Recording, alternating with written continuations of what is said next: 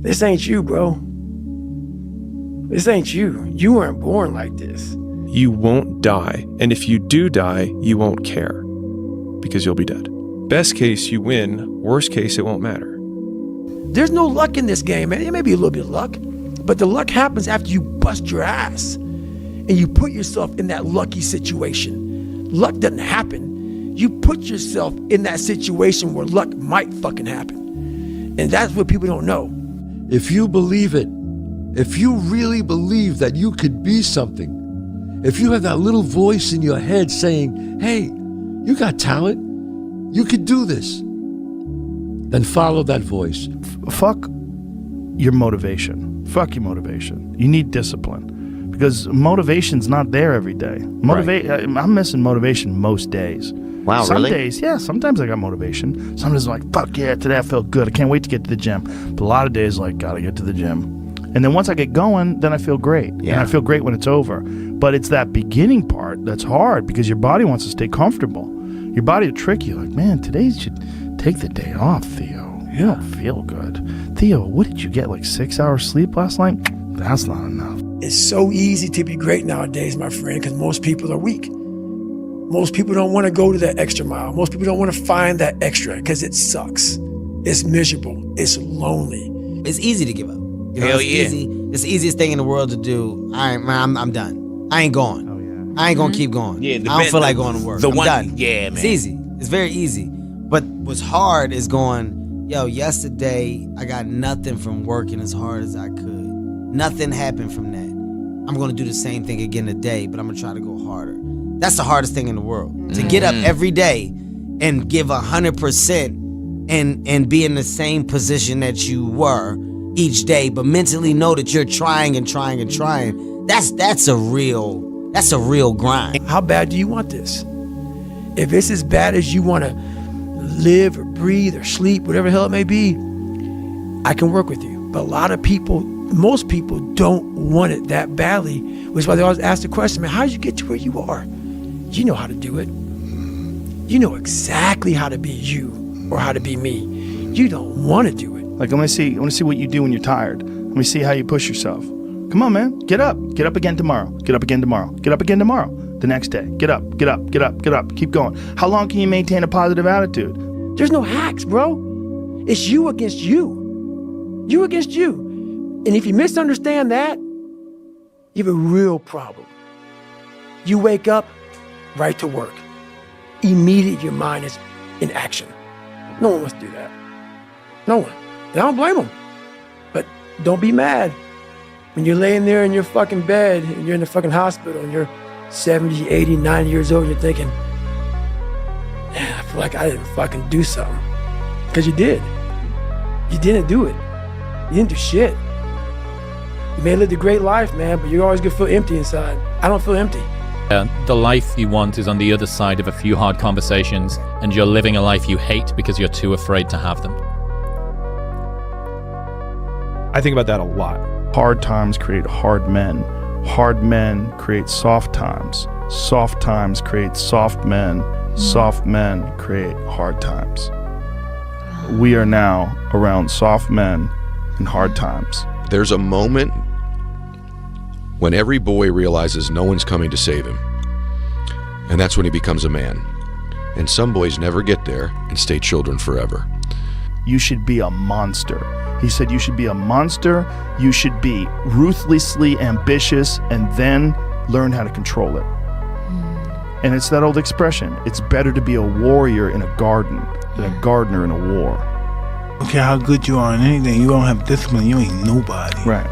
You're nothing without discipline, because you give up under the slightest struggle without discipline. 100%. Told me discipline is doing what you hate to do, but do it like you love it. Doing what you hate to do, but do it like you love it. That is a great quote. I'm going to have setbacks, I know. But if I'm feeling bad, that doesn't mean I'm doing bad. That doesn't mean I am bad. That doesn't mean that I can't still take some action. Because, yeah, nothing changes and nothing changes, man. It's time to get back to work. Stop hearing yourself talk. Get off the podcast. Don't be on social media too much. Cut out all the fucking noise. Get back to the fucking mental lab. I'd say one of the strongest mental frames that has gotten me through my hardest times is thinking this will be the story that I will one day tell. And that means the harder it is, the bigger the dragon, the more epic the story, and by consequence, the more epic the hero. The fear is never reaching your potential. That's it. That always falling short, always quitting before you're done, always procrastinating, always not doing the right thing. And then one day you're an old man. Yep. And you look back and go, God, I could have been great. Yep. I could have been great. It's time to stay focused. It's time to decide, fuck clubs, fuck partying, fuck trying to fit in and socialize, rub elbows with everybody so people can stop calling you weird. Why are you so antisocial?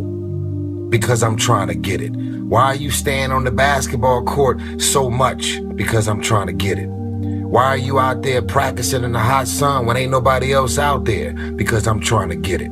Why are you not clubbing? Like every time I text you and invite you to go do something fun and cool, you always studying. Because I'm trying to get it. Let me tell you something, homie. These women ain't going nowhere. These clubs, these parties, all this shit ain't going nowhere. The more weird you are is a reflection of how committed you are to focusing on your shit, molding and shaping and developing your ideas and your craft so that when it's time for you to make your rounds, you gon' fly. People only root for people who don't need it. Like the amount of times when I was on my lonely path where I was too different from the friends that I had, but not successful enough to be friends with the people that I wanted to be friends with. That's when you want people to root for you. That's when you want people to support you. Once you've already won, people are like, he's amazing, he's so good. But like, that's the time when you need it the least. And so you always have to be the person who roots for you before everyone else does. And it's usually a single clap in the auditorium for a very long period of time. It is a slow clap that's just you rooting for you. And that visual, I think, is one that you can kind of take because it is... People struggle to do things alone. And the path of the exceptional person is one of an exception, which means that you are not with other people. And rather than fighting that or bemoaning it, see it as an indicator that you're on the right path. Because if everyone else were cheering you on, then it means you're not in the right place, because it means you're just like everyone else, and that's not where you want to be. Life isn't fair at all. At all. So what are you going to do about it? I knew that no one was coming back to help me. No one was going to miracle me to be somebody special. So mentality is the only thing that gets us through life. I was an underdog. We are all underdogs in life. Even the baddest person in the world should think that way. So you should always have I've never arrived mentality. And the can't hurt me mentality is no matter where you come from, the sewer or wherever you think you're from. When I got out of the sewer, I got to the road and looked around and said, can't hurt me. Nothing should be able to hurt you. If you believe that, it starts to become true. Be the guy who embraces the ugly, the miserable. Be the guy who embraces hard work, the grind. Don't be afraid of being hurt. Don't be afraid of sacrificing some blood. You know, there comes a day, man. Everyone's gonna have this day.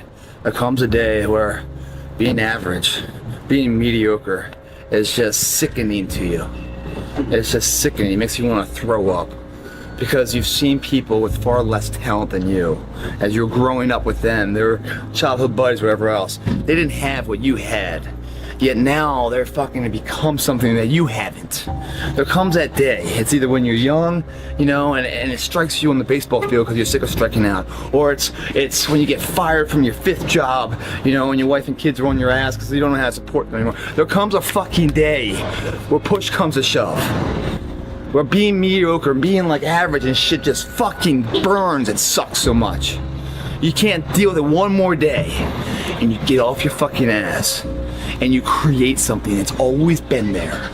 It's always been inside of you trying to come out. but you've never wanted to unwrap it because it's too much fucking pain and commitment. I'm a big fan of power follows the blame finger. So like wherever you point the blame finger is where the power follows. And so it's like if you point it at the government has the power. If you point it at your spouse and say like it's their fault that I'm not in shape, it's their fault, they never let me do anything, it's like, well, you're giving them all the power. And so it's like until you're like it's my fault, it also becomes my responsibility. What is? What if it's not your fault? It doesn't matter. And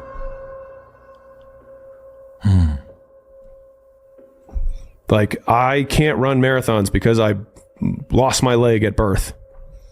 And either you can just never try, or you put the metal thing on and you do it anyways.